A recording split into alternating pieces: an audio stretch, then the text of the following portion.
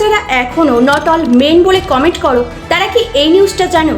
CNN এর একটা রিপোর্টে দাবি করা হচ্ছে একাডেমি নামে ইন্টারনেটে একটা প্ল্যাটফর্ম আছে যেখানে শেখানো হচ্ছে কিভাবে একজন মেয়েকে ম্যানিপুলেট করে ড্রাগ দিয়ে তার কনসেন্ট ছাড়াই তাকে রেপ করা যায়। এটা শুধু ক্রাইম নয়, এটা একটা মাইন্ডসেট। আরও শকিং কি জানো? এই সাইটে নাকি মাত্র 1 মাসে 62 মিলিয়ন মানুষ অলরেডি ভিজিট করেছে। 62 মিলিয়ন। সেখানে আলোচনা করা হচ্ছে কতটা ড্রাগ দিলে একটা মেয়ে নেক্সটে কিছুই আর মনে রাখতে পারবে না, কিভাবে নিজের পার্টনারকে আনকনশিয়াস করে ইউজ করা যায়। তারপর সেই ফুটেজ ধারণ করে নামে অন্য এক ওয়েবসাইটে পোস্ট করা হয়। সেখানে 20,000-এর বেশি এইরকম ভিডিও আছে, আর এইগুলো করছে নিজের পার্টনার, নিজের ট্রাস্ট করা মানুষ।